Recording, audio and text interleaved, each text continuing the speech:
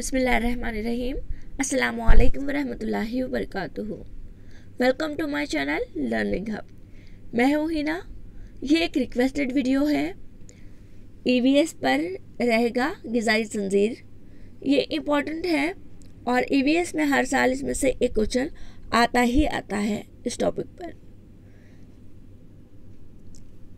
किसी भी काम को करने के लिए हमें किस चीज़ की ज़रूरत होती है? तवानाई की ज़रूरत होती है। अगर हम बीमार पड़ जाए तो क्या होता है, हम कोई भी काम बराबर से नहीं कर पाते हैं। क्यों? क्योंकि हम बहुत कमज़ोरी फील करते हैं। और ये किस वजह से होती है? क्योंकि हम अच्छे से खा पी नहीं पाते हैं। तो तवानाई हासिल करने के लिए हमें खाना पीना पड़ता है। और हम लोग क्या खाते हैं? जानदार अशिया, फल, फ्रूट, सब्जियां, ये तमाम भी जानदार अशिया में ही शामिल है। तो इसको खाकर हम क्या करते हैं? ग़िज़ा हासिल करते हैं, तवानाई हासिल करते हैं। इसी तरह से हर जानदार एक दूसरे जानदार को खाता है और इसमें क्या होता है, एक चक्कर बनता है और इसी खाने के चक्कर को ग़िज़ाई ज़ंजीर या ग़िज़ाई जाल कहते हैं।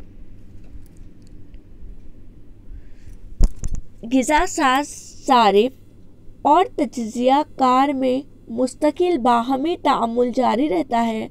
इस अमल की एक तरतीब होती है जिसे ग़िज़ाई ज़ंजीर कहते हैं। सन 1942 में लैंडमैन ने माहौली निज़ाम में तवानाई के बहाव और ग़िज़ाई ज़ंजीर का मुताला किया। किसने किया? लैंडमैन ने किया। कब किया? 1942 में। ग़िज़ा साज नबातात। ग़िज़ा साज नबातात मतलब ऐसे नबातात जो अपनी ग़िज़ा खुद तैयार करते हैं। ठीक है, तो ये पौधा है, इस पर सूरज की रोशनी पड़ रही है, ये पानी को एब्जॉर्ब कर रहा है, कार्बन डाइऑक्साइड इसको मिल रही है। यहाँ पर फोटोसिंथेसिस का अमल हो रहा है और फोटोसिंथेसिस के अमल की वजह से, फोटोसिंथेसिस मतलब शुआए तरकीब का अमल हो रहा है, जिस वजह से ये क्या कर रहे हैं?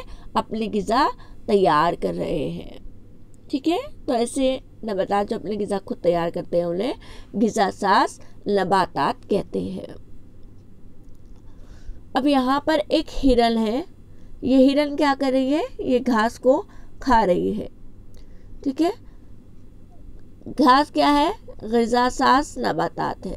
ग़िज़ा साज नबातात है और ये हिरन घास को खा रही है। तो जो ग़िज़ा साज नबातात को खाते हैं उन्हें हम क्या कहते हैं? इब्तिदाई सारिफैन। ये घास को खा रही है, इसको एक शेर ने देखा और इस पर हमला बोल दिया और इसको शेर ने खा लिया।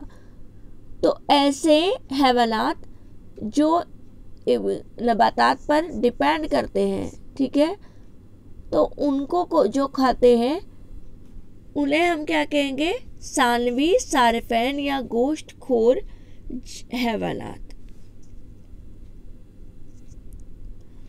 इस तरह से एक चक्कर यहाँ पर बन रहा है।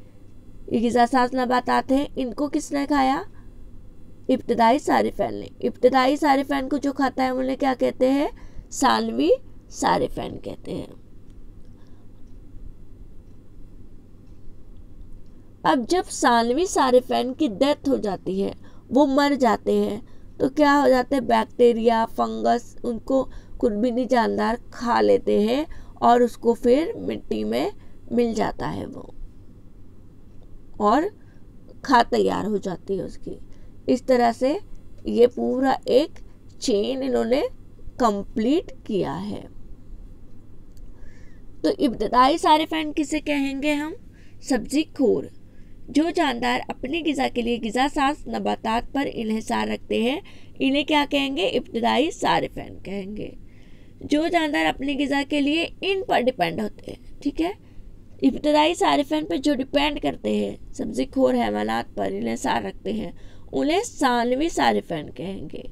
और जो जानदार अपनी ग़िज़ा के लिए गोश्त खोर जानदारों पर इन्हिसार करते हैं, उन्हें सलासी या आला सारिफैन कहते हैं, जो इन पर डिपेंड करते हैं।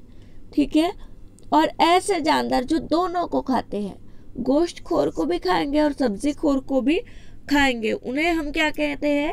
انہیں ہم ہمہ خور کہتے ہیں، جیسے کہ انسان اور ریچھ وغیرہ۔ یہاں پر بھی سورج کی روشنی آ رہی، فوٹوسنتھیسس کا عمل ہو رہا ہے اور غذا ساز نباتات تیار ہو رہے ہیں۔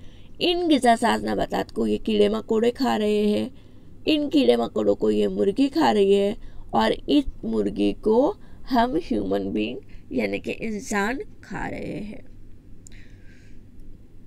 پھر ہماری ڈیتھ ہو جائیں گی تو ہم لوگ بھی مٹی میں مل جائیں گے۔ اسی طرح سے یہاں پر بھی عمل ہو رہا ہے۔